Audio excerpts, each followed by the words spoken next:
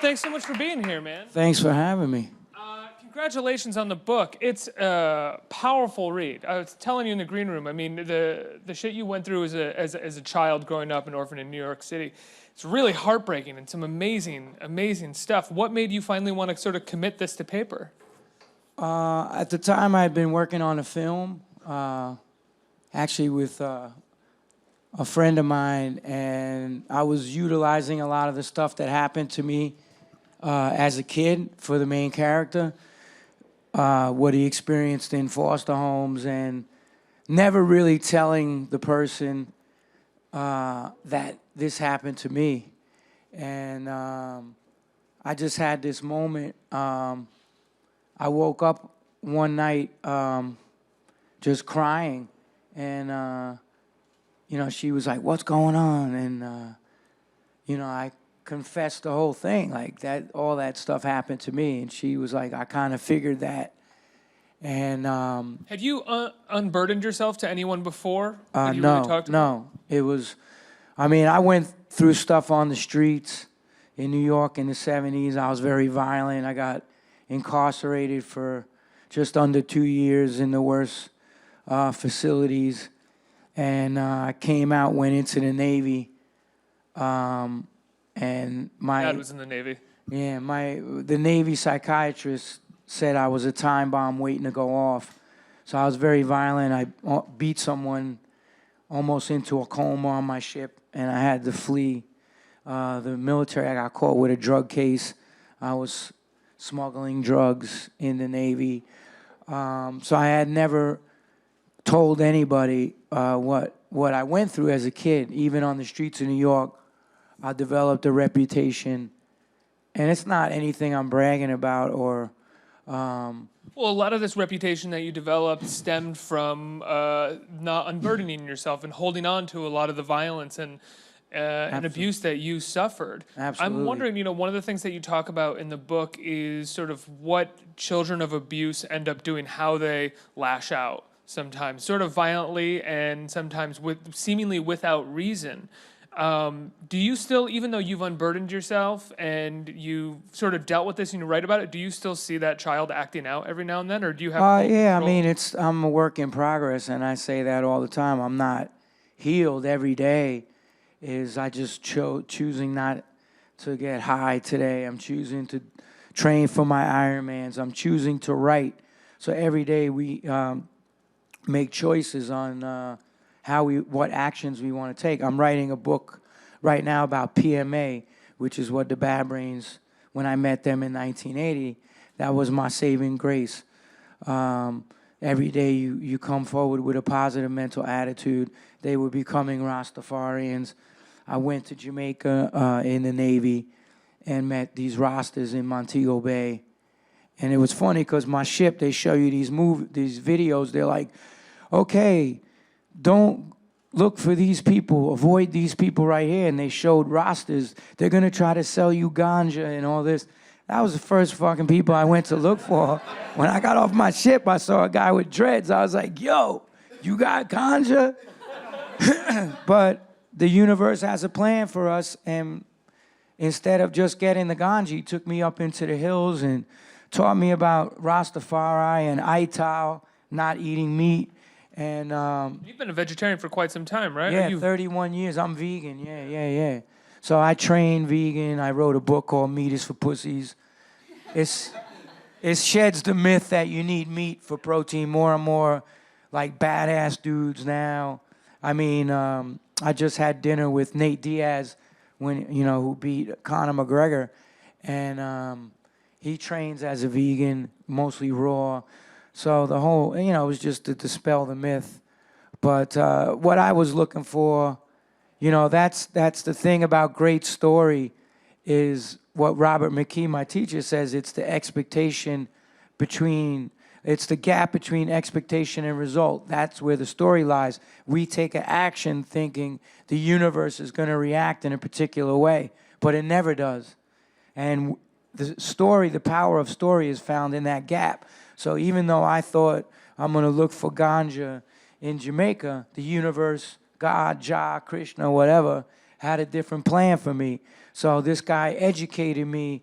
I met guys who went through the Green Bay killings, the Green Bay massacre, which Peter Tosh wanted dead or alive, that whole thing. And then right after that, I met the Bad Brains in Norfolk, Virginia. And I mean, I sold their manager LSD. That's what a crazy. Is that how you met them? Yeah. I sat in the van and then I was like, I used to fight all the time. I mean, my whole thing was after people did stuff to me as a kid, I was like, nobody's ever going to put their hands on me again. And even when I was on the streets of New York in the 70s, through the blackout, all of that stuff, if somebody was bigger than me and did something, then they would have to watch their back because I would just pick up a pipe or whatever. And like I said, I called it my equalizer. You're bigger than me. This makes me your size. So I had that attitude and never, it wasn't until I started getting into writing and that type of thing that I started working my stuff out. So when you started doing music and you started writing, when you started with the Cro-Mags, you know, it started to subside a lot of the anger, or was it after that? No, the anger didn't subside. I used that anger as like to do these amazing, violent. I mean, we had a reputation, the Cro-Mags, as like legendary, brutal shows. And it was because I was channeling a lot of that energy into the performances live. And the lyrics I wrote, you know, were about seeking the truth and struggling on the streets and the whole street violence kind of mentality, but with a higher purpose. Because I lived 2 years as a monk in Hawaii, Puerto Rico, and New York. Prior to joining the Cro-Mags? Well, the Cro-Mags started in '81, and then I was also roadieing for the Bad Brains, and I was just like, I got to do work on myself. So I read Prabhupada's books, and I was like, I need to live this for a little while. So I read Bhagavad Gita and all these books, and I was like, I got to give this a shot. And so I called up Hawaii, and they had this article that there was a sailboat, and I had rigging skills from the Navy. And I said, hey, you know, I'll come out and work on the sailboat they had. And so that's where it started. And, you know, I trained in martial arts out there. I lived on the Big Island for a little while, way up in the hills on an organic farm, and then lived in Oahu and trained every day. I was up at 2 a.m. every morning, meditating, chanting. So it was an intense, austere life, but that's what I needed at that point. And then when I left the temple, it was funny because I used to go out and give out books on the street on Kalakaua Avenue. And I ran into these two people, and they had just seen the Bad Brains in L.A., and I was like, I started longing. And I knew my calling was to go back to music. So I came back to New York, lived in burnt-out buildings. Squats? Yeah. I mean, when shit was real. Yeah. Like, gang members would come in with guns and try to take the building from you. So, like, people that say they squat now compared to what it was like back then, totally different story. And then we reformed the Cro-Mags with me singing. They had another singer at the time, and it didn't work out for him, and they asked me to come back to the band, and I did, and then we did the demo in the first album, Age of Quarrel, and just kept going. You're definitely, for lack of a better word, it's kind of a cliche word, but a seeker. Do you think that has to do with your childhood, or do you think that's something within you and that has helped you sort of get past your childhood? I mean, once the light comes on, it's like you can't, it's this gnawing feeling. I mean, things happen in the band and them dudes burn me. And like I said backstage, I fell apart. And because I never healed the scars of my childhood, I always had those issues. So I fell into crack addiction in '88 for almost 2 years.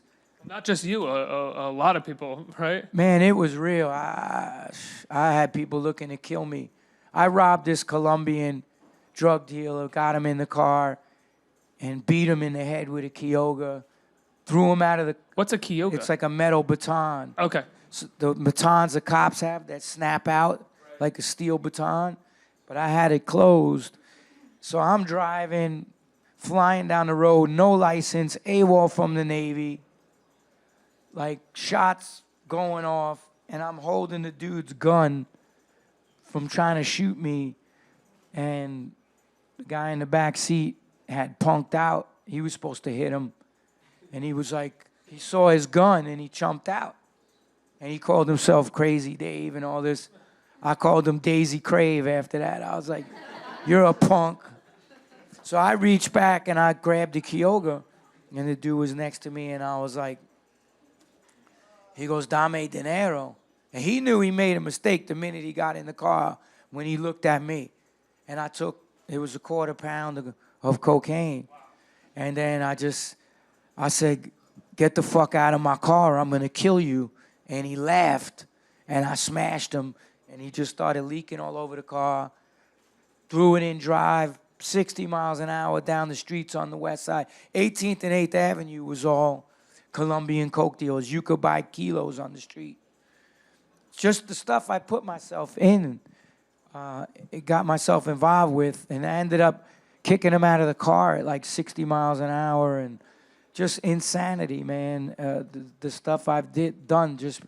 Are you still technically AWOL from the Navy? No.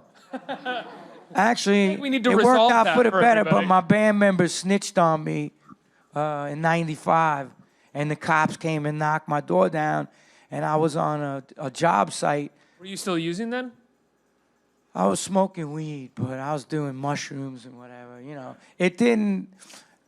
that was in 95. 99 is when I was like, all right, I got to get off everything.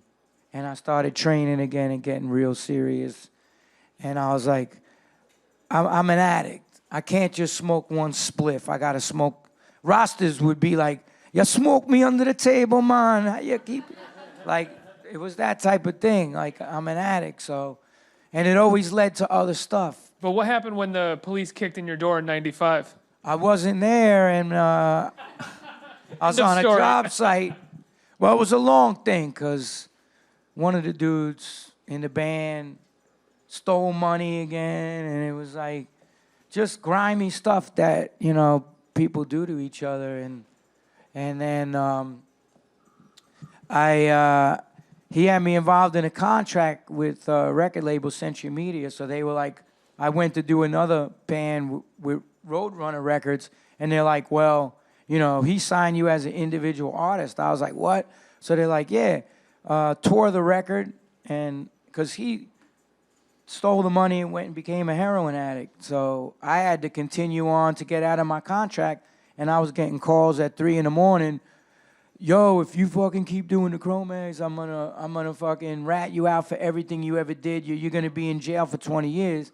And he kept true to his word. And luckily, I was on a job site. I get this beep. That was back when there was beepers. And I call it back. He's like, Detective DeGrone, 9th Precinct. I was like, what? Like, he's like, is this John J. McGowan? And I never used my last name. I'm like, motherfucker. Like, he did it. And it became this whole thing. Spin Magazine came, and I went down to D.C. and waited for this lawyer to be able to represent me, and he got me out on. I ended up getting a general upgraded to a good discharge. They offered me my benefits and everything, because he presented the case like what I went through, and you know, I had all this stuff happen to me, and went in. Like when I even went into the military, I got out of jail and got locked up again. I was on Scared Straight. Like, they took us to the prisons. We're on Scared Straight? Yeah, well... Does everyone know what Scared Straight is? It was that the shit, original was the Elm Cottage in Lincoln Hall where I was. So the ones that made it to the TV show itself was this other institution for kids called Hawthorne. But we were the first ones to ever step in there, and then they also took us to Fishkill Maximum Security. Were you scaring, or were they trying to scare Oh, you? they got through to me, man. They you know, But the thing was, and this is what I say, because I speak at prisons now, I pay it forward. I go in there and talk to kids that are locked up. If you don't offer them some alternative and you're just warehousing people, because now it's the prison industrial complex, they're making money off of keeping people in prison for the rest of their life. There's no rehabilitation. It's just warehousing, you know? Now they're trying to close Rikers Island, and I was in Spofford, which was actually 21 and under back then and was considered worse than Rikers in a lot of ways. You know, you had people in there trying to really prove their shit. So I got step 2 every day. I had to fight in Spofford. But if you don't offer some alternative as to what you could do when you get out, I reoffended the minute I got out. I got caught in a drug case, and they offered me the military. My mother was dating a recruiter or whatever, knew a recruiter. So I got in trouble right away, and I went into the Navy. So, yeah, I ended up getting, it worked out for the better. And, you know, it's all part of the... Surprisingly happy ending to your AWOLness in the Navy. That's no pun intended, but, yeah, it was a happy ending. So 99, you get sober, and you know come to terms with the fact that you're an addict. When do you start doing the Ironman championships? I started in 2012. I did New York City. And How much training did you have to do, and what prompted you to do it? I did a lot. It was just to challenge myself and stay positive. Somebody, my friend Orion Mims, he's a badass dude. He's African American, went through a bad life, boxed, did all this stuff. And I always heard about him in the fitness circles. So my friend was like, yo, Orion's going to be over at the bike shop. And I went like all the way over there and went to meet him. He's like, yo, I could get you in the New York City Ironman. It's the inaugural. And I was like, bet. What do I got to do? He's like, swim 2.4 miles, bike 112, and run a marathon at the end, 26.2 miles. I was like, I could do that. I never even did a triathlon. And I just went for the, you know, for lack of a better term, I went for the white rhino, man. I was like, bet. And I trained my ass off under Orion coaching me. And it's just a mental thing of determination. I'm not a great Ironman, but everything Ironman teaches in my life is all about discipline and waking up every day and staying disciplined. It's something that I add to my daily practice. So when I wake up, I meditate, I write, I train. So my drummer had booked a show in Philly called This Is Hardcore, and it turned out to be the night before the Ironman. And I was like, what the fuck? Like, so I couldn't cancel either. So I went and did the show. And if you ever seen our shows, it's like, you know, people trying to beat the crap out of you. It's like MMA on stage. So it was like a crazy show. And then I drove, my brother drove me down. I drove back, no sleep, stress fracture in my foot. And got in the shower and went to the start of the Ironman and did it on no sleep. And it was 96 degrees, August 11th, August, hot day. And you know, the thing was, I was in the bike shop and all these people were like, you know, you get these jock assholes that are like, oh, you never even did a triathlon, maybe you should fucking do it, you know. And my dude goes, Orion goes, motherfucker, with what this dude been through, an Ironman is a walk in the park. It's nothing for him. You know, he had my back the whole way, and that's, you know, what you really have to do with people is inspire them, not try to put them down or put the demons that down in people's heads. And I tell people that all the time. I'm like, don't say you can't do something you've never tried. Have you applied yourself to write a book or a film or do a marathon? And that's the kind of mentality that I try to keep, is to inspire people. Do you find you get something similar out of training and the Ironman championships as you did out of going to the Buddhist center in the early '80s, or finding different spiritualities to focus on? Well, it was Hare Krishna, by the way. Sorry. Yeah, it's all right. Yeah, it's a mindset, and they talk about a runner's high and this and that. Like, yeah, you have to transcend all the mental stuff, and that's what a lot of it deals with. Like my buddy Rich Roll does the Rich Roll podcast, and he just had David Goggins on there, he's like the most accomplished Navy SEAL in the stuff he's done is incredible. So I always try to listen to that podcast because he has inspiring people. And he said, when you get to the limit of what you think you can do, you're only at 40% of what you can actually do. So I try to have that mindset, it's a spiritual thing because you have to go above the mind. The mind, like I'm writing this book about PMA now, and I talk about mindset and how the uncontrolled mind could be the worst enemy. And in the Bhagavad Gita it says, for one who has controlled the mind, it's the best of friends, but one who has failed to do so, it is the worst enemy. So is your worst enemy ever going to tell you to do anything good for yourself? No. It's going to try to beat you down. It's going to look for any crack in the armor to just tear you down, to make you do crazy things. So every day I have to get up. The first thing I do, I touch my head to the floor. I say mantras. I give thanks to God for another day of, it's becoming like this thing where if you believe in God, you ain't cool. Well, you know what? I know a lot of people that have been through a lot of crazy shit in their life, and it was the belief in a higher power that pulled them out of that. It's, to me, I'm like, you ain't never been challenged. There was one atheist who wrote all these books, and he got kidnapped and held for ransom and put in the trunk of a car. And when he got out, he said, burn every book I ever wrote, because the only thing I did for that entire time I was captive was pray to God to help me.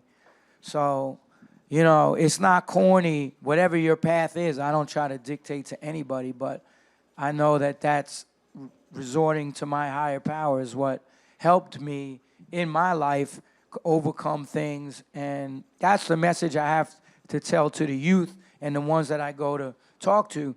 Don't go with what everybody else is telling you to do. You have to be an individual and stand up for yourself and listen to your own set of beliefs. Don't be a follower, be a leader. Don't go with what the masses are doing. Stand on your own, and through that you'll find out a lot about yourself. And that's what Iron Man has taught me, taught me a lot about myself. And before I move over to the audience for questions, I want to ask you a question about part of your Ironmans that you do is you've been raising money for a young kid with cancer, right? He has NF, which is he gets painful tumors all over his body. His name is Alexander Owens, and he's an amazing kid. And that's how I got offered the Kona slot. It was from charity. There's two ways to get into Kona: qualify, or you get a charity slot. I ain't that fast of an Ironman. I'm getting there. So when they offered it to me, I had done an Ironman in Florida for them. Then they offered me Kona, and it was to race for an NF hero. And I saw the video of this little boy, and this little boy, Alexander Owens, has tumors all over his nerve endings. And every day he had his moments, but he was smiling and laughing. And I'm like, how is this kid doing this? And then I met with the family and all that. And so I raised last year's race, $50,300 for the family, to help pay with their expenses. And I'm going to race for him again this year. I'm doing Kona. They just found 2 more tumors on him, and just the stress of it. His mother, Diane Owens, was just written up in Runner's World. She was had some autoimmune disease and was paralyzed and on a ventilator, had to learn how to walk and talk and everything. And 10 months later, she did a marathon, and she's in Runner's World right now. So these are the examples. You know, what people do when the pressure's on is the real revelation of true character. As Robert McKee says in Story, you know, the greater the pressure, the greater the revelation of true character. Anyone could act a certain way, and we've seen it in our lives. Everyone coming off like they're hard rocks or this or that, or they got their shit together. And then the minute the pressure's applied, they crumble. And then the dude who you think is weak rises to the challenge. So what I saw this family be able to do and stick together, and the whole family dealing with it, I was like, I have to be involved with them. And they've brought blessings to my life, just knowing this family and what they've been through.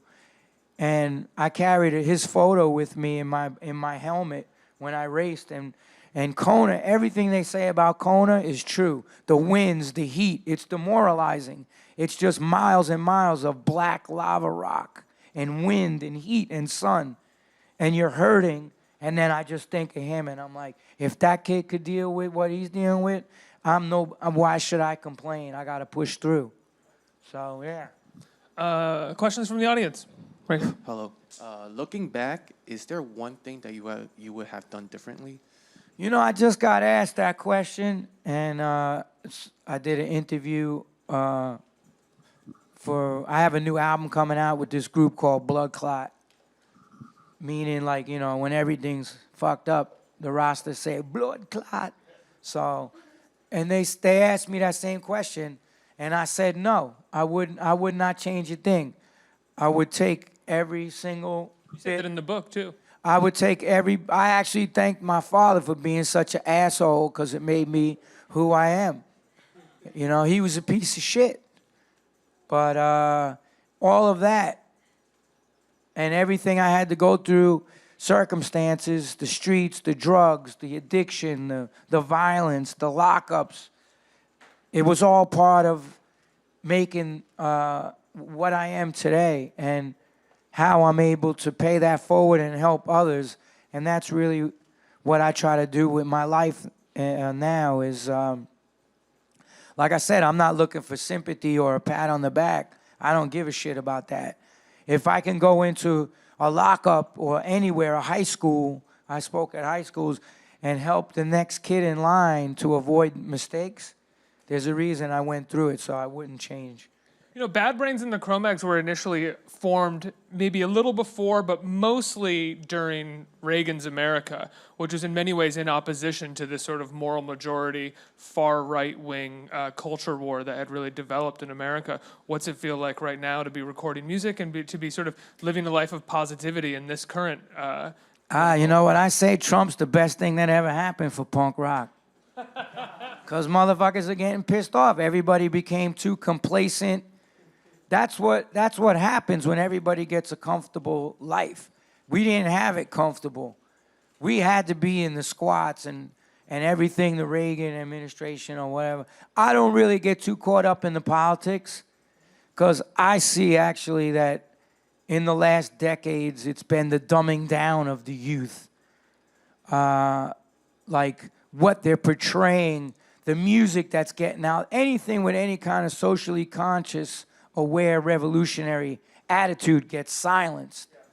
You don't have, where are the KRS Ones on the radio? Where are the Bob Marleys?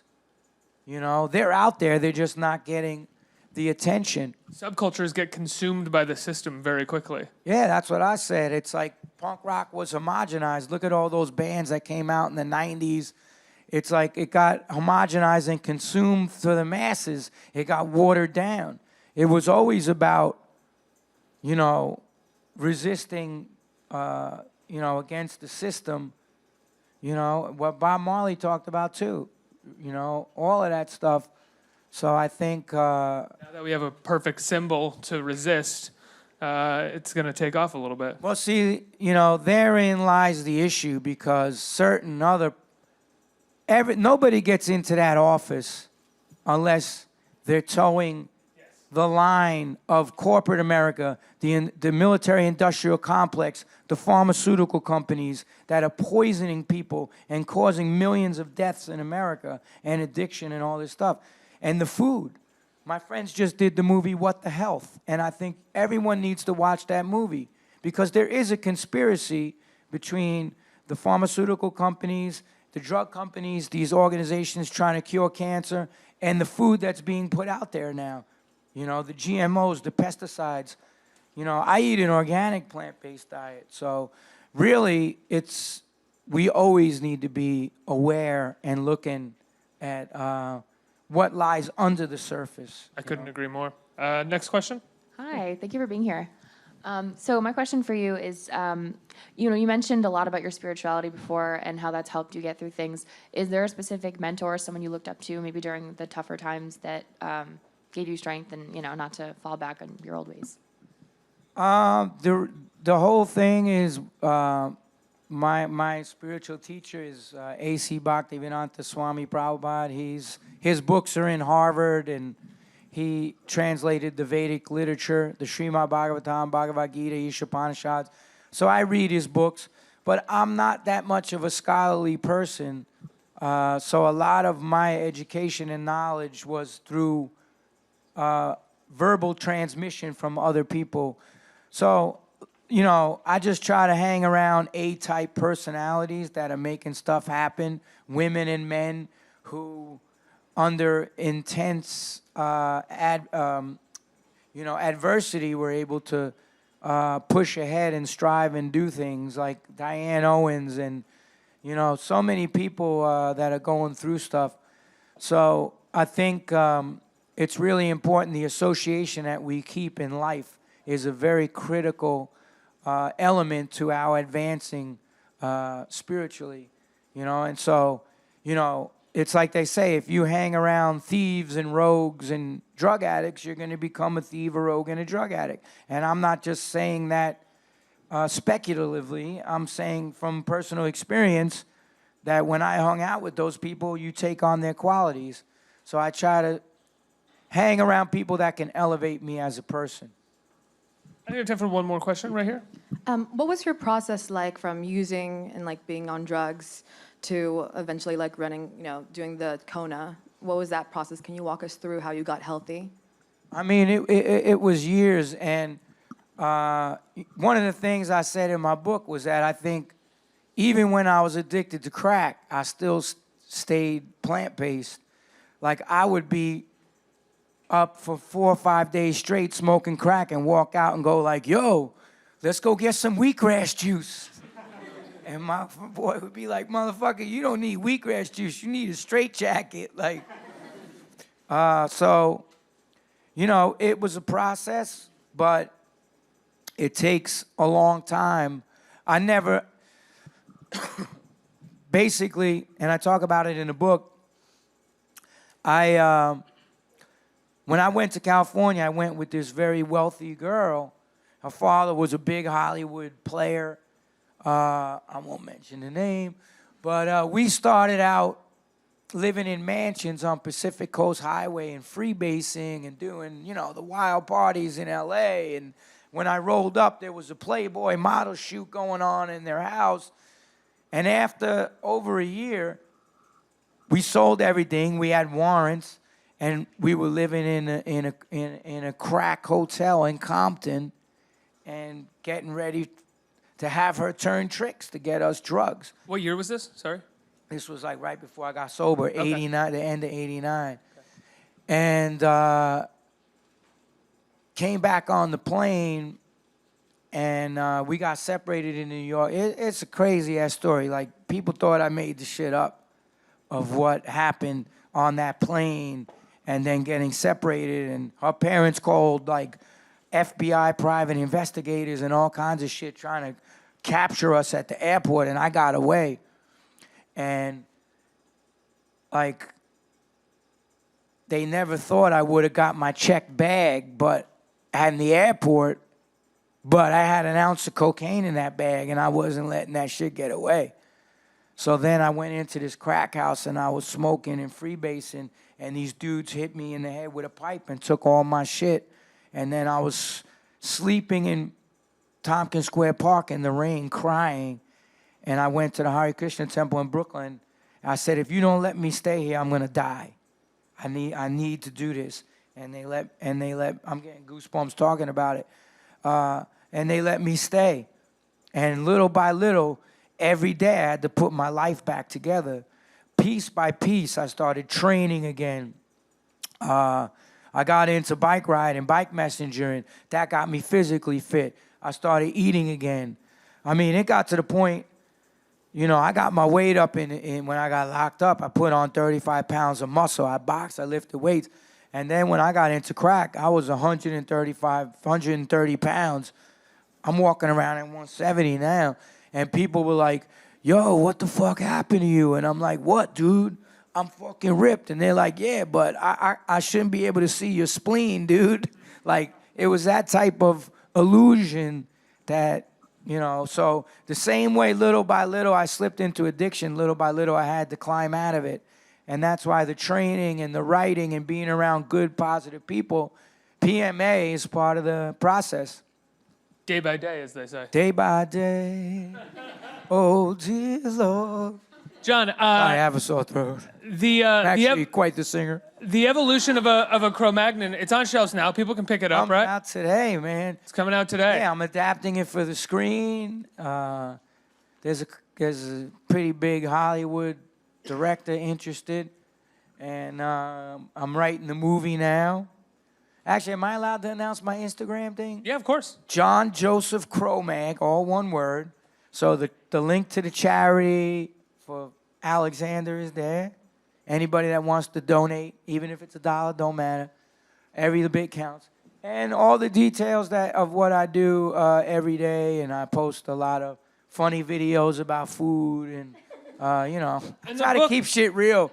You know, nobody wants to be preached to. I didn't. I would throw the fucking middle finger up to people that tried to preach to me. You know, the book is incredible. If you haven't read it, and if you have an interest not just in John, but in just what New York City used to look and feel like, the book is an incredible document of that. John Joseph, thanks so much for being here. Thank you. All right, man.